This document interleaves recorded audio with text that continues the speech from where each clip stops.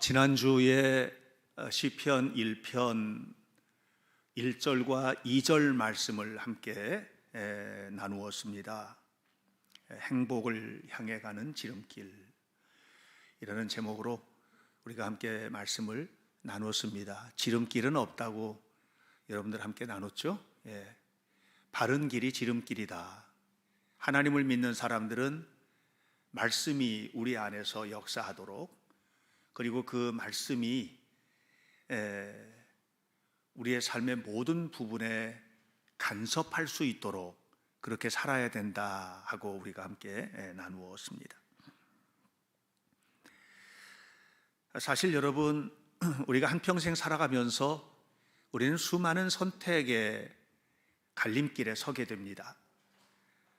어려서부터 성장해 오면서 또 어른이 되어서 자기 삶을 책임질 수 있는 자리에 서고, 또 늙어서 죽을 때까지 우리는 수많은 갈림길에 서게 됩니다. 어느 쪽 길로 가야 할 것인가, 이것을 우리는 이제 선택을 하게 되는데요.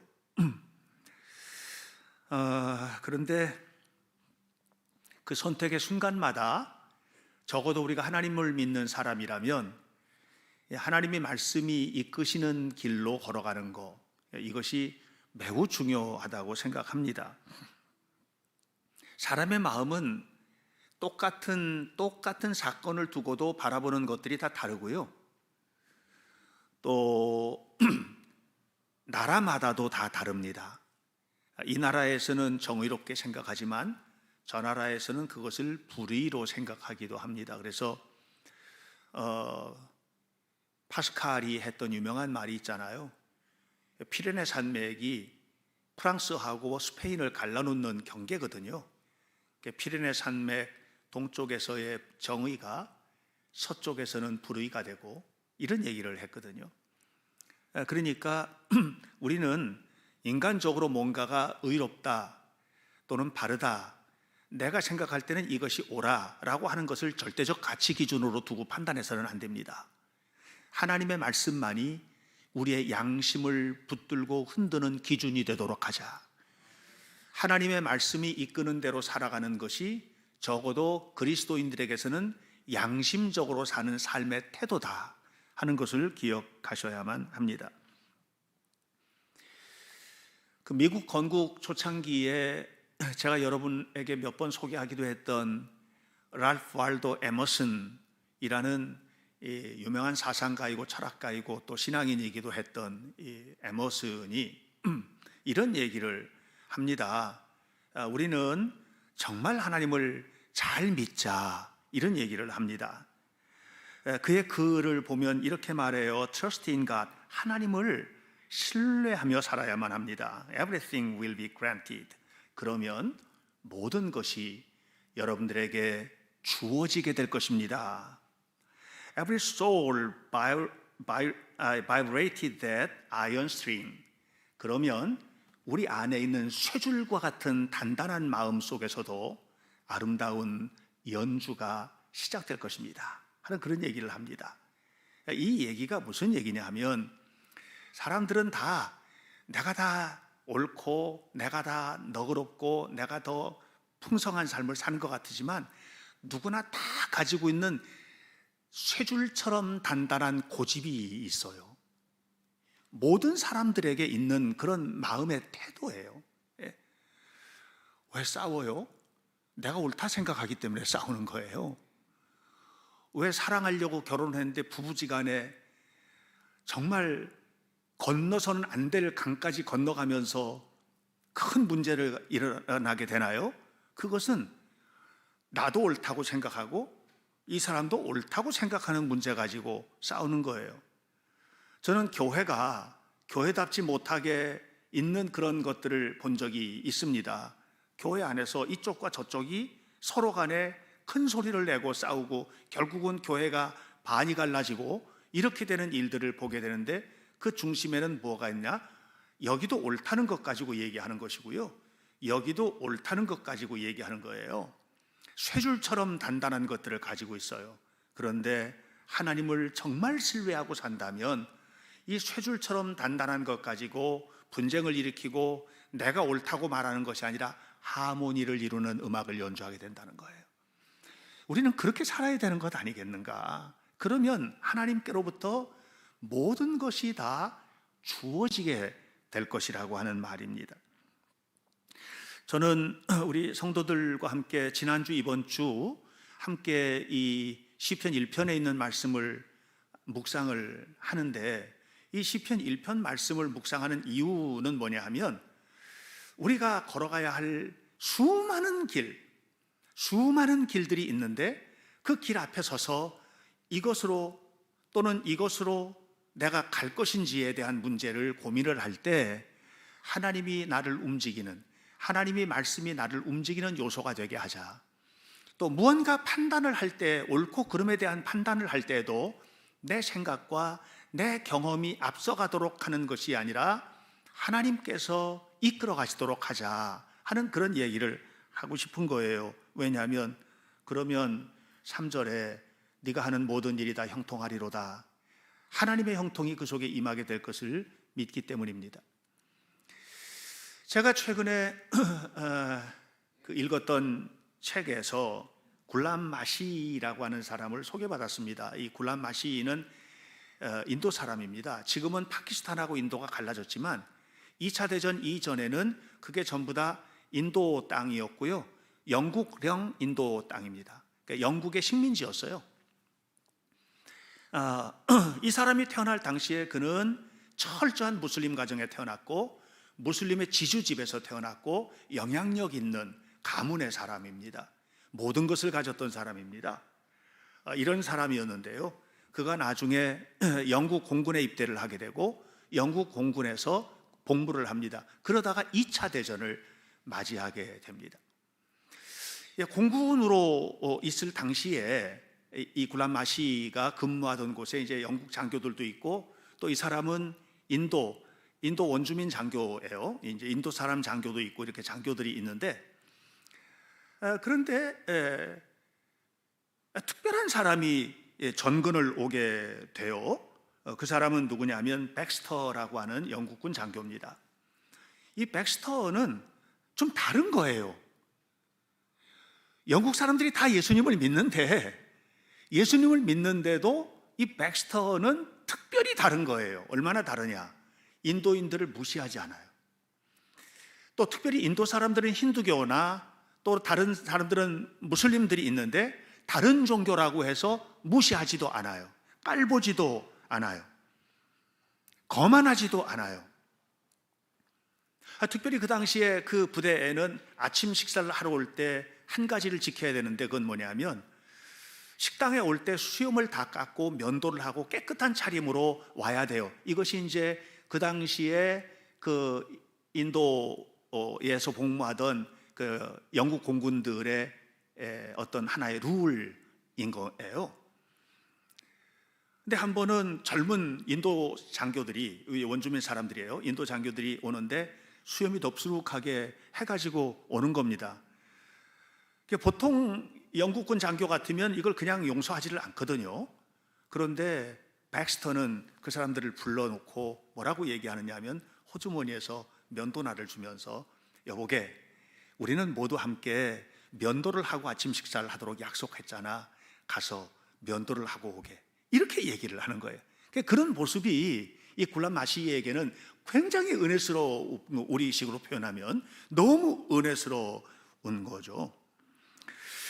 그런데 진짜 감동이 되었던 것은 어떤 순간이냐 하면, 이제 그 당시에 2차 대전이 한참 시작이 되었고 일본 공군의 폭격기들이 이 지역도 계속해서 맹폭을 터뜨리는 일들이 자주 있었던 겁니다.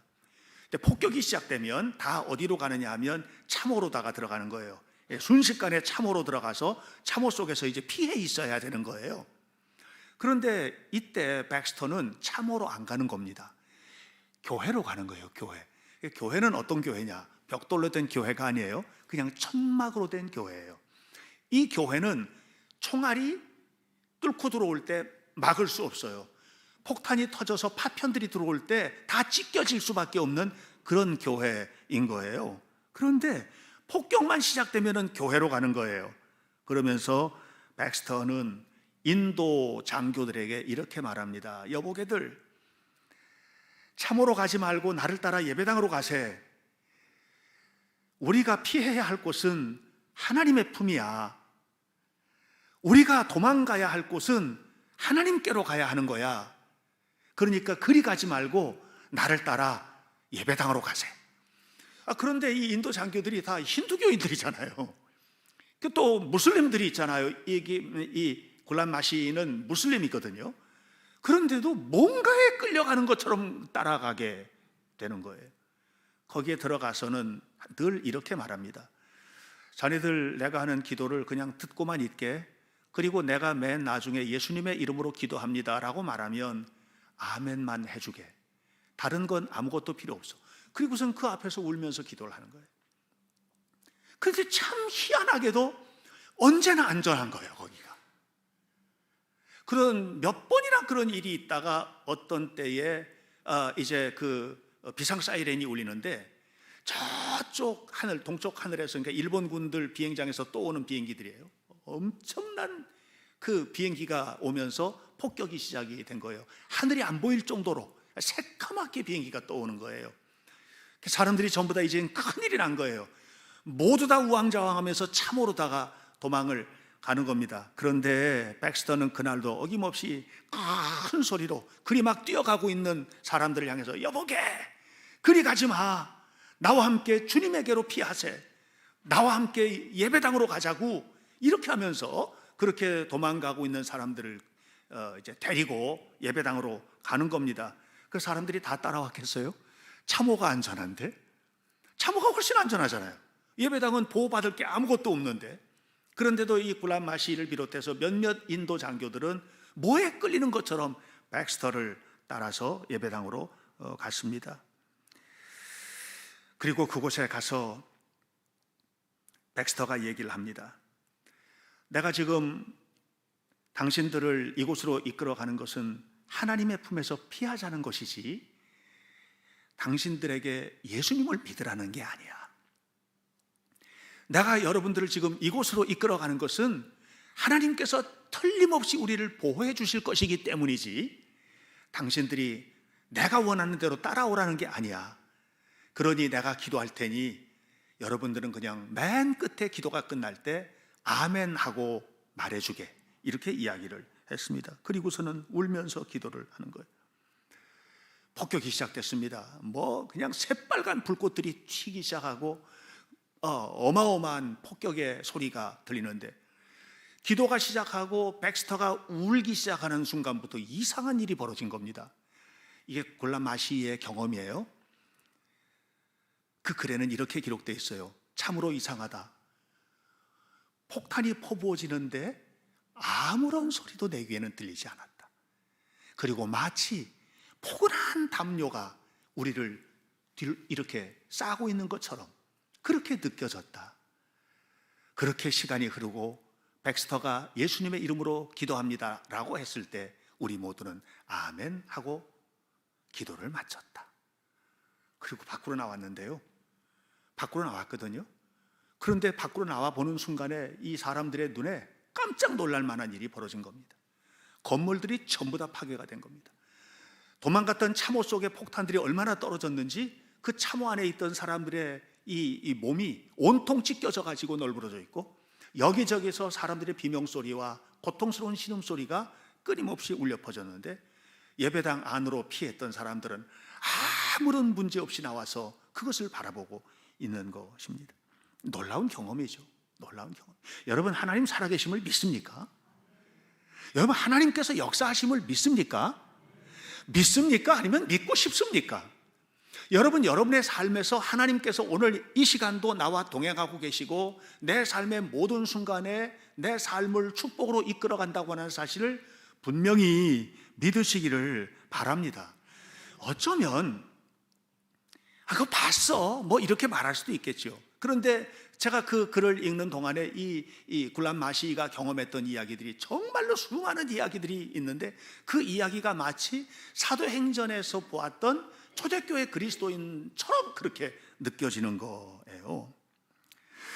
사랑하는 여러분, 이런 수많은 경험들을 통해서 굴람 마시가 예수님을 믿게 되고, 그리고 무슬림이 판을 치고 있고 예수를 믿는 사람들은 죽어도 살인이 아닌 땅에서 그냥 끊임없이 하나님의 말씀을 증거하는 전도자로 살게 된 겁니다. 우리 앞에는 두 갈래 길이 놓여 있습니다. 하나는 1절에서 말하는 길입니다. 악인의 꾀를 따르고 죄인의 길에 서고 오만한 자의 자리에 앉는, 다시 바꿔 말하면 내가 생각하는 것이 옳은 판단이라 생각하고 내가 가는 길이 바른 길이라 생각하며 내 생각과 꾀를 따라서 살아가는 길이 있고, 또 하나는 2절과 같이 오직 여호와의 율법을 즐거워하며 그의 율법을 주야로 묵상하고 하나님의 말씀이 내 양심을 건드리고 그 말씀을 따라서 움직이는, 이런 삶의 길을 따라가는 이 두 갈래 길이 우리 앞에는 있는 것입니다. 어떤 길을 걸어갈 것인가?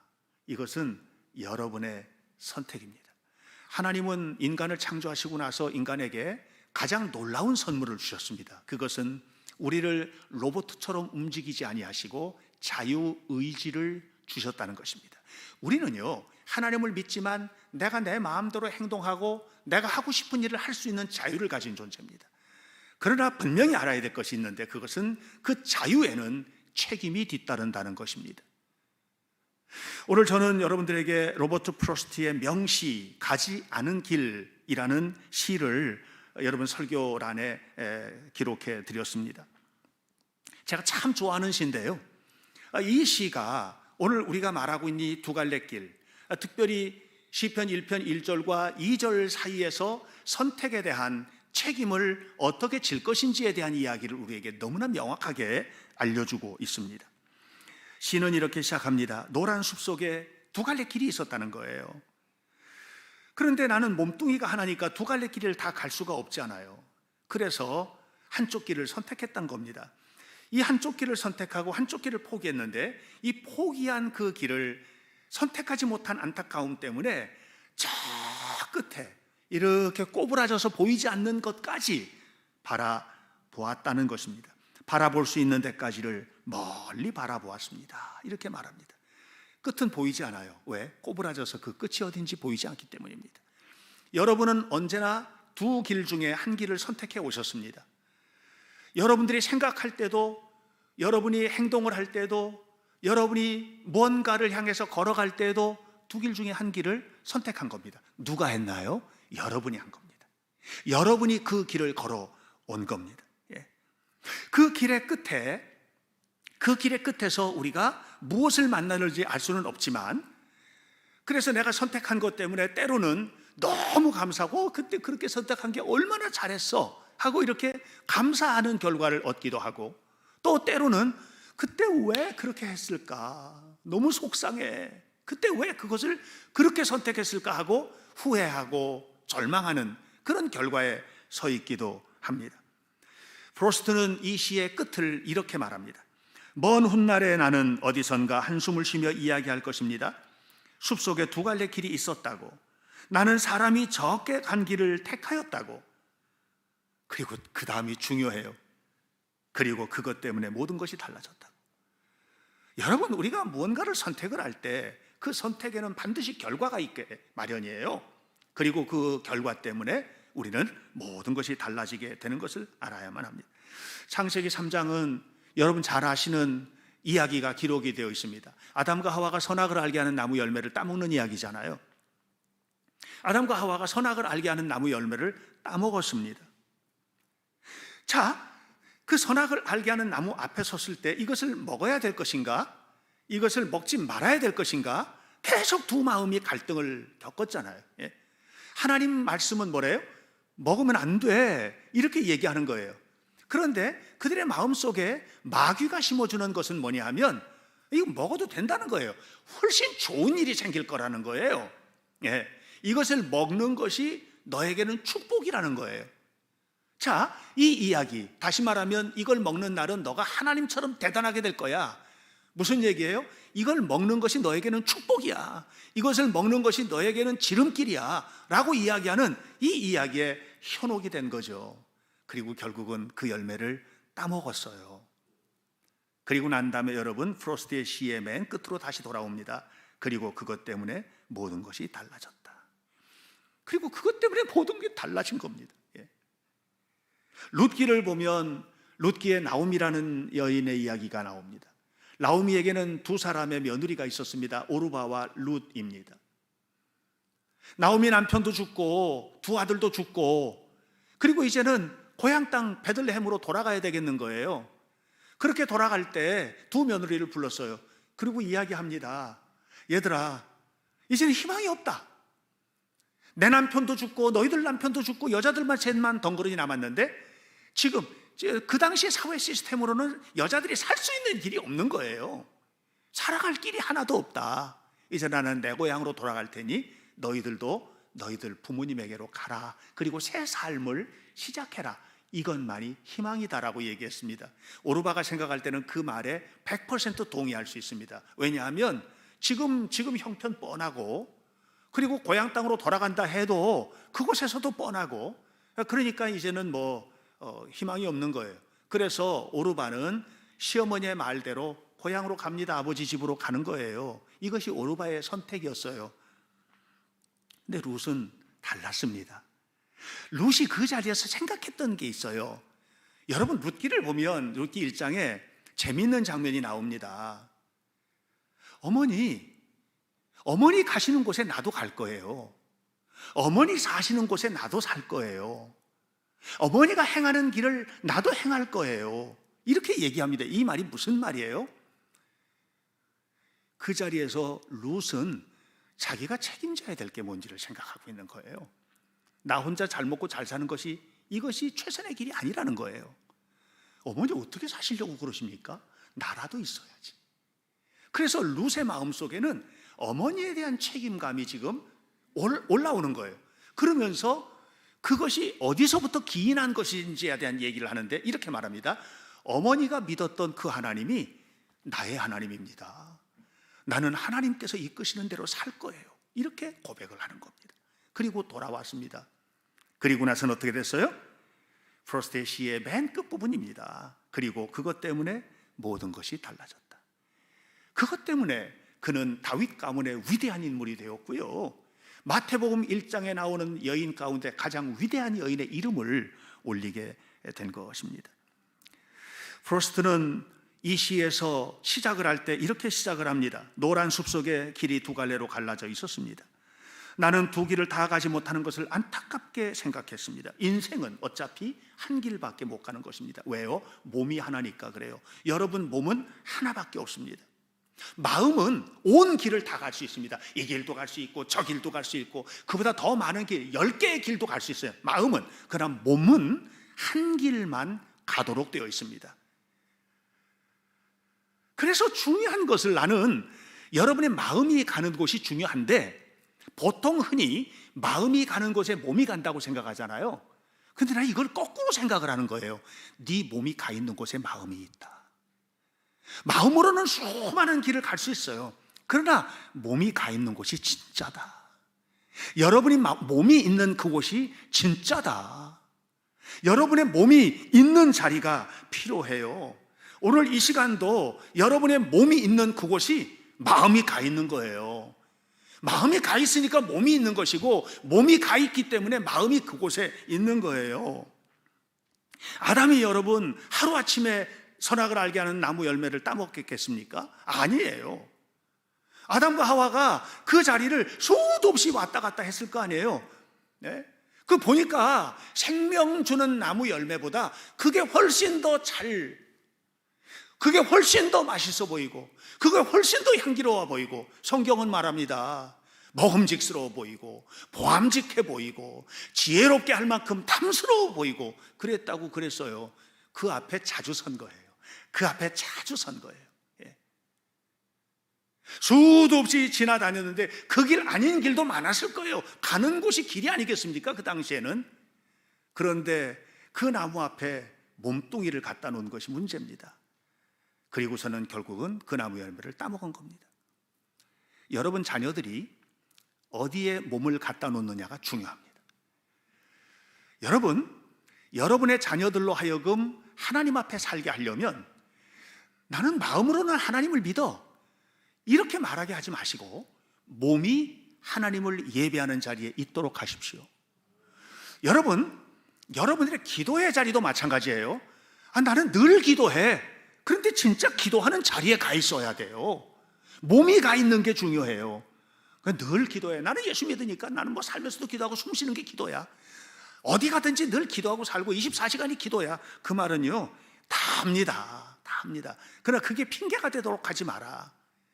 기도하기 위하여 엎드려 있는 그 자리가 진짜인 겁니다. 그러므로 여러분, 기도하는 자리에 오셔야죠. 요즘은 새벽 예배 시간도 온라인으로도 하잖아요.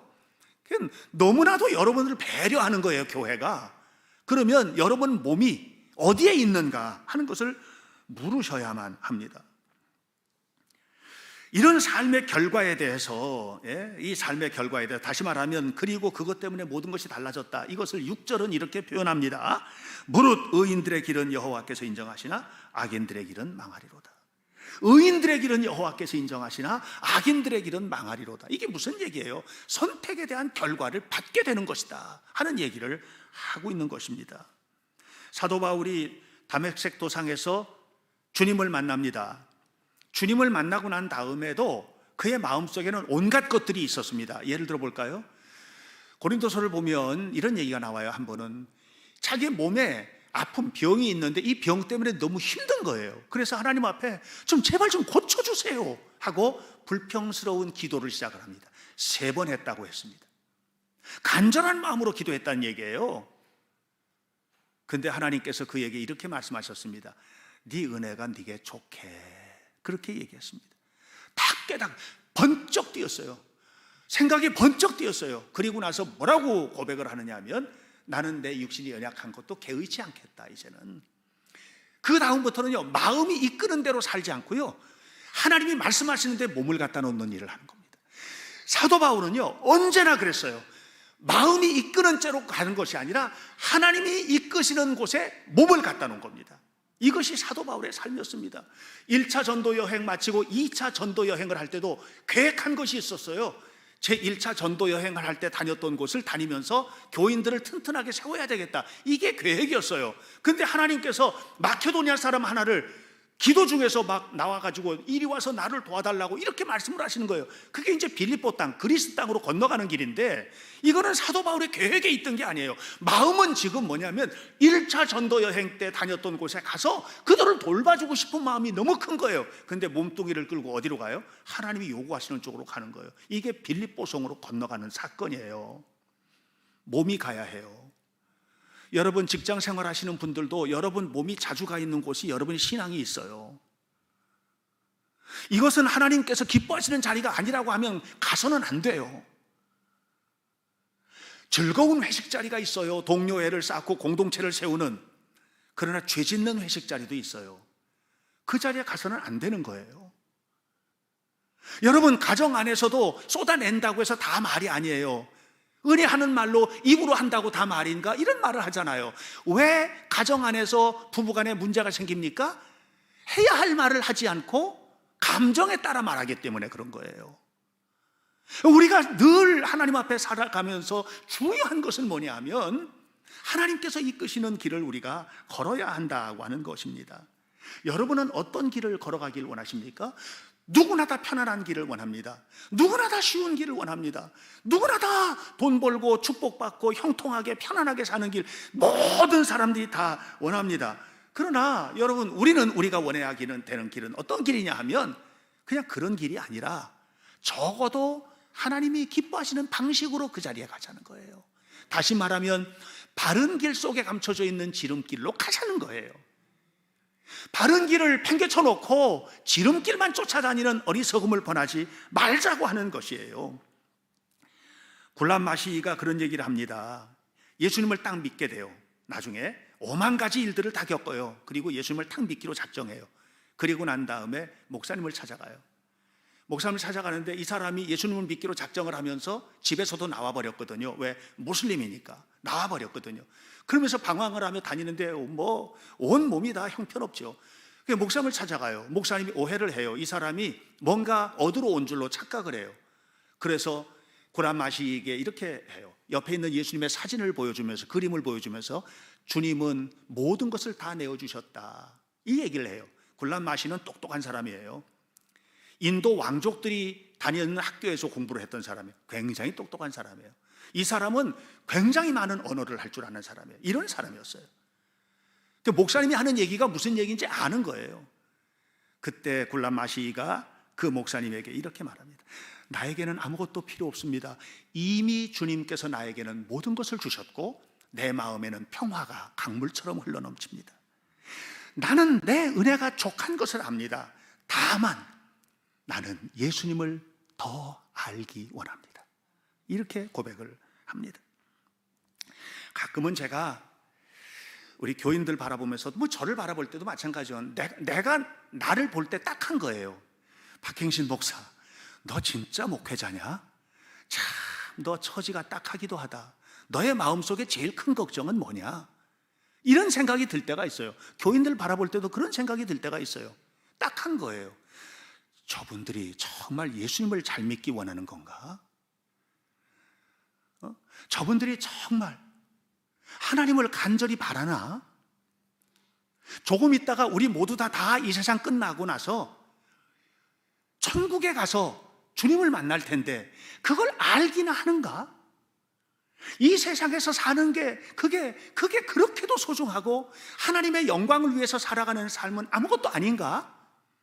이게 딱해 보일 때가 있단 말이죠. 아파서 딱한 게 아니고 죽을 병이 들어서 딱한 게 아니라 주님 앞에 살지 못하는 모습이 딱하게 보일 때가 있더라 하는 것입니다. 사랑하는 여러분, 여러분이 진실로 하나님을 믿기 시작한다면 하나님께서 여러분의 삶 속에 은혜를 베풀어 주실 것입니다. 여러분이 진실로 하나님을 믿기로 시작을 할 때 그런 마음을 가지고 하나님 앞에 산다 하더라도 여러분 앞에는 두 개의 길이 있습니다. 하나의 길은 여러분의 생각대로 가는 길이고요, 하나의 길은 하나님께서 이끄시는 길을 가는 것입니다. 어떤 길을 선택하든지 결국은 여러분이 선택하는 것입니다. 그리고 그 선택에 대한 결과는 로버트 프로스트가 이 시의 끝부분에 했던 그 이야기가 고스란히 그대로 적용이 됩니다. 그리고 그것 때문에 모든 것이 달라질 것이다. 여러분 앞에는 앞으로도 수많은 두 갈래 길이 놓여지게 될 것입니다. 그 두 갈래 길 앞에서 저는 목사로서 주님께로부터 기름 부음 받은 종으로서 여러분에게 간절히 부탁드립니다. 하나님의 말씀이 여러분의 삶을 움직이도록 하십시오. 하나님이 여러분의 삶을 이끌어가도록, 여러분의 자녀를 이끌어가도록 엎드려 기도하십시오. 그리고 그 길의 끝에 시편 1편 3절, 시냇가에 심은 나무가 철을 따라 열매를 맺으며 그 잎사귀가 마르지 아니함 같으리니 그가 하는 모든 일이 다 형통한 내 선택의 결과로 하나님께서 보호하시고 이끌어주시는 이 놀랍고 큰 축복이 여러분의 것이 되시기를 주님의 이름으로 축원합니다. 기도하겠습니다. 자비하신 하나님, 우리의 생명을 주관하시는 거룩하신 주님을 바라봅니다. 하나님, 우리 성도들 모두가 다 하나님께서 바라보실 때에 너무나도 기쁘고 복된 삶을 살아갈 수 있도록 인도해 주시기를 원합니다. 예수님을 더 깊이 알기를 원합니다 하고 고백하며 하나님의 말씀을 읽고 그 말씀을 묵상하고 그리고 그 말씀의 묵상을 따라서 우리를 이끌어 가시는 하나님의 인도를 따라 살아가는 하나님의 자녀들이 되게 하옵소서. 오늘도 아버지 앞에 나와 예배하는 주의 백성들 모두를 축복하시고 하나님 앞에 나와 예배하는 이 예배의 끝에 아름다운 삶의 결과가 있도록 인도하옵소서. 예수님의 이름으로 기도하옵나이다. 아멘.